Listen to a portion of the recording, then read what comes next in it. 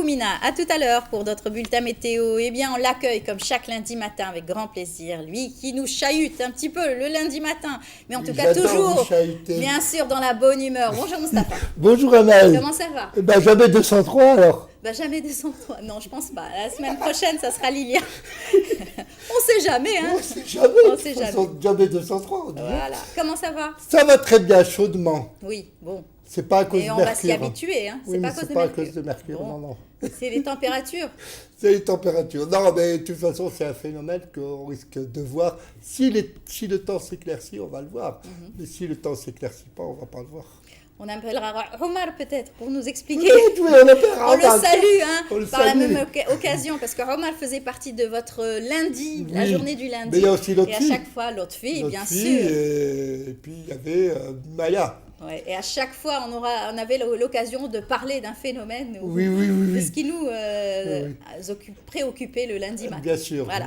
Enfin, Alors aujourd'hui, j'avais promis la semaine dernière d'amener un monsieur Damalji Hassan, qui est le gérant d'Andy Access, et qu'on avait parlé d'accessibilité. Aujourd'hui, il est là. voilà. Vous voyez, Très bien. j'adore Comme- vous tenir mes rendez-vous. Chose promise, chose Chose due. due. Bonjour, monsieur Bonjour, Damaldi. bonjour. Comment ça va? Et ça va, et vous-même? Très bien. Bienvenue parmi nous, en tout Merci, cas. je vous remercie de votre Vous avez invitation. posé la question tout à l'heure, depuis quand vous vous intéressez à l'accessibilité? Eh bien, écoutez, là, je m'intéresse à l'accessibilité déjà depuis pas mal de temps. Mais disons, officiellement, j'ai créé une société il y a quelques mois. Une société de diagnostic et de mise en accessibilité du bâti et de voirie pour personnes handicapées. Très bien. Voilà. Eh ben justement, le travail est long et dur, peut-être, Eff- parce que tout est dans les mentalités aujourd'hui, d'abord. Effectivement, tout est dans la mentalité. Il y a un problème, je pense, de culture de mise en accessibilité du bâti et de voirie dans notre environnement. Et je pense que tout le monde a sa part de responsabilité dans cet environnement que nous vivons tous les jours. Donc, Oui, de toute manière, voilà. on est en retard sur l'accessibilité, puisque on n'est pas en retard vis-à-vis certains pays européens ou certains pays arabes ou africains, mais disons qu'on est un peu en retard dans ça, puisque on axe notre accessibilité uniquement sur les fauteuils roulants. Et il n'y a pas que ça. Il n'y a pas que ça. Je pense que tu as été gentil, Mustapha, en disant qu'on est en retard. Moi, je pense qu'on n'a pas encore commencé. D'accord, donc effectivement, le peu d'accessibilité de notre environnement que nous voyons autour de nous se base sur l'existence d'une rampe. Donc dès qu'il y a la présence d'une rampe, ça y est, on taxe le bâtiment ou bien le quartier d'accessible. Voilà. Or, l'accessibilité est tout autre. D'accord, donc premièrement, on a plusieurs types de formes de handicap. D'accord, donc là, on a le handicap physique, on a le handicap mental, on a les sourds et on a le handicap visuel. À chaque type de handicap, donc pour nous, architectes, si vous voulez, il y a voilà, exactement. Le pictogramme. Donc là, vous avez les pictogrammes des différents handicaps. Donc, et à chaque forme d'handicap, donc il y a une réponse. On doit donner une réponse au niveau du bâti afin de permettre aux personnes handicapées à profiter de notre environnement sans être assistés. Parce que le but de l'accessibilité, c'est rendre un petit peu notre environnement, notre maison, environnement, les équipements, que les gens puissent évoluer sans être assistés. Parce que le problème, c'est l'assistance. C'est ça. D'accord ? Et l'administration, bien sûr, hein, les administrations doivent être aussi équipées pour permettre à tout un chacun de pouvoir se mouvoir dans la société. Voilà. Cette photo, par exemple. Alors ça, c'est une photo un petit peu d'un quartier, si vous voulez, d'un quartier. Donc, vous avez plusieurs équipements. Et là, donc, on voit l'importance de l'accessibilité. C'est-à-dire que la personne handicapée, qu'elle soit physique ou visuelle, doit évoluer le plus normalement du monde. C'est-à-dire sans être assistée, sans sentir qu'elle a une aide, qu'elle a besoin d'une aide, voilà. Donc là, c'est juste pour montrer. Donc là, vous avez des passages cloutés, vous avez des feux. Des feux rouges, donc avec des commandes sonores. Donc vous avez des commandes sonores. Vous avez des places de parking réservées aux personnes handicapées. Vous avez au niveau des passages cloutés, donc vous avez des bandes podotactiles pour les non-voyants. Donc si vous voulez, c'est un ensemble. Et tout ça doit être mis en place dans notre environnement. Très bien. Pour avoir un monde extérieur accessible. Donc ça, c'est le quartier type qui doit être aménagé. Voilà, donc ça c'est une idée comme quoi l'accessibilité ne se résume pas uniquement au bâti, mais ce qui se résume aussi au niveau des extérieurs, de notre environnement, de notre... voilà, donc, dans la société. Vous vouliez justement nous parler de l'historique un petit peu de... Oui, alors si vous le permettez, l'accessibilité. L'accessibilité a commencé c'est-à-dire on a senti qu'il fallait rendre notre monde accessible après la fin de la Seconde Guerre mondiale. Donc il y avait les mutilés de guerre qui retournaient et qu'il fallait intégrer dans la société. Donc c'est à partir de là où est-ce qu'on a commencé à traiter le problème de l'accessibilité. Donc après disons cette période, il y a eu la Déclaration universelle des droits de l'homme aussi, donc qui stipule que tous les êtres sont égaux. Bien sûr. D'accord. Donc là, c'est un peu, si vous voulez, c'est le point de départ de l'accessibilité.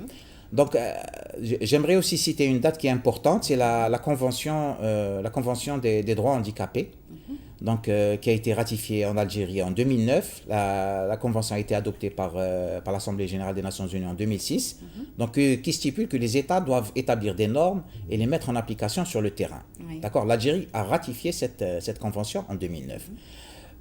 Et aussi, cette convention demande à l'Algérie à chaque pays d'établir des normes.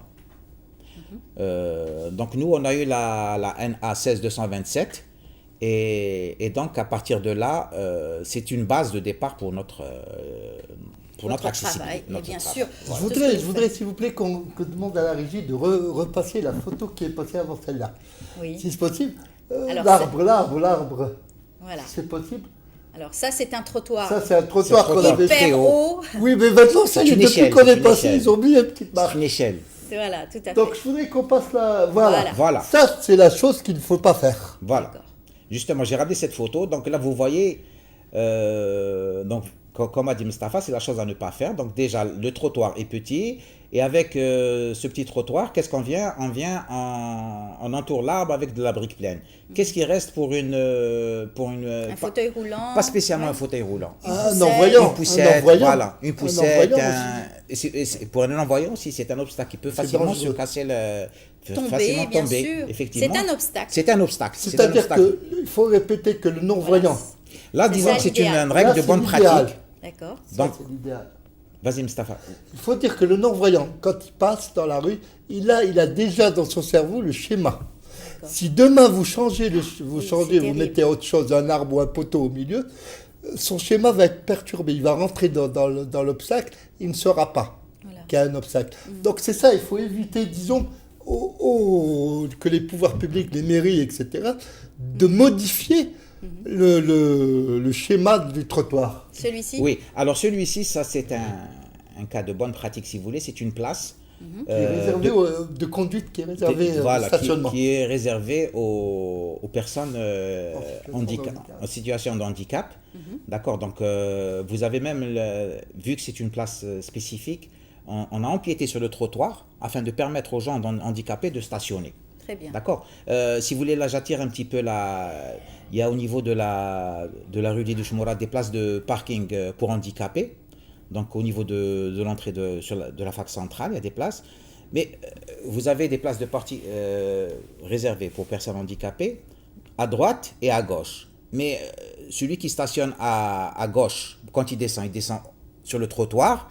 Mais la place de stationnement à droite, il descend sur la route. Oh bah oui, c'est donc compliqué. c'est dangereux. C'est dangereux. Donc il aurait été souhaitable de mettre la place de parking sur la gauche. Beaucoup plus. Comme ça, si le chauffeur descend du côté trottoir et pas du côté de la route. Alors, ça par exemple. Alors, ça c'est une rampe. Voilà. Oui. C'est une rampe. Bon, c'est pas une rampe. C'est un quartier d'Alger. Un semblant de rampe Oui. qui bute, ça c'est au niveau de la place du premier, qui bute directement sur un escalier. En plus, voilà. Donc il y a l'idée, il y a une bonne initiative. Voilà, Oui. il y a une bonne initiative. Mais pas totale. Pas totale, parce que là on bute sur un escalier. Voilà.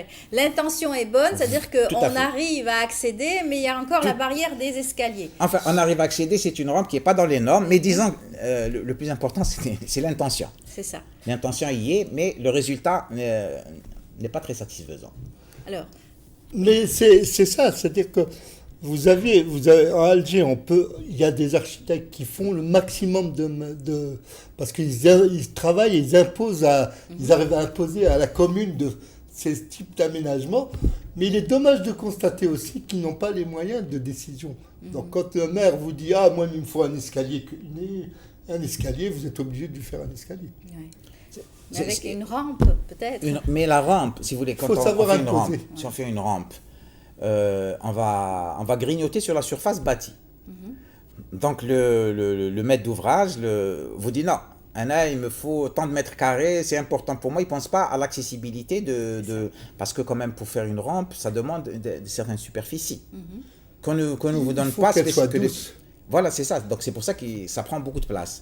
Et le maître d'ouvrage préfère avoir du bâti en plus qu'avoir une rampe. Donc je pense que c'est un problème de mentalité. C'est un problème de mentalité qu'on n'a pas. J'aimerais insister aussi sur autre chose.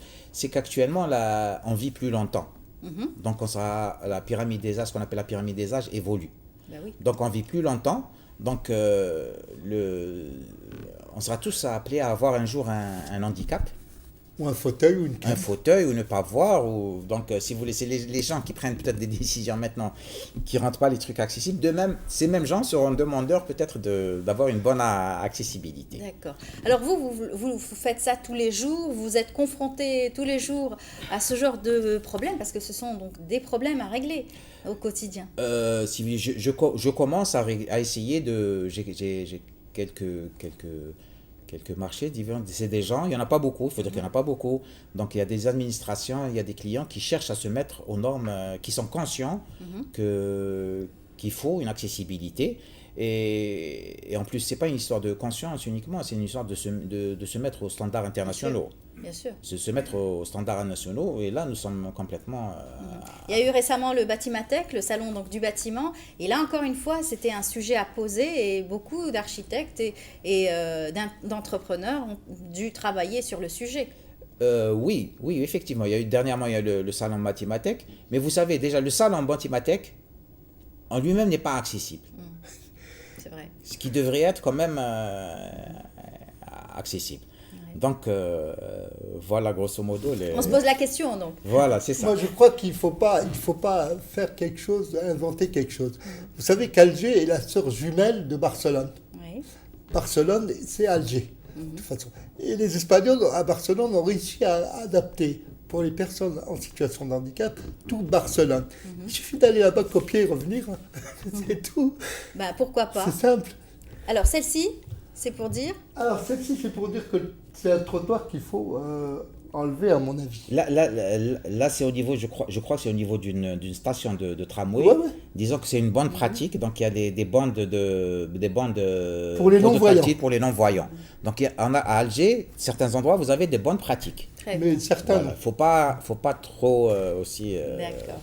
Très bien. Vous savez, si quelqu'un a pris le métro, il a dû constater ces types de bandes noires qui est devant l'entrée. Devant le métro, le quai de métro, effectivement. Donc ça sert aussi pour les non-voyants, pour dire voilà, vous êtes près du quai, n'avancez pas, sinon vous allez c'est un obstacle. tomber. C'est un obstacle. Au niveau des quais, au niveau des escaliers, très bien. En tout cas, on vous souhaite bonne chance pour ce que vous faites, parce que c'est pas tâche facile.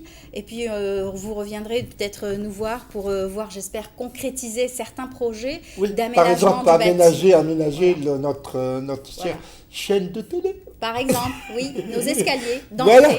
Qu'on ne peut pas recevoir quelqu'un en fauteuil parce qu'il y a des escaliers. Exactement. Voilà. Merci beaucoup, Mustapha. Merci. La semaine prochaine, lundi prochain, je vous ramène un trisomique sportif. C'est promis. Voilà, c'était promis. Voilà, on tiendra, j'espère, parole cette fois-ci. Promis. Et nous l'a promis la semaine dernière. Moi. Très bien. Merci beaucoup, Monsieur Damarji. À très bientôt et bon courage pour ce que vous faites. Merci, au revoir. On continue notre émission. On vient tout juste de commencer, bien sûr. Je vous invite tout de suite à suivre ce reportage qui a été réalisé par l'ami Abed Bouda, qui s'est intéressé à l'association Le Défi. Regardez.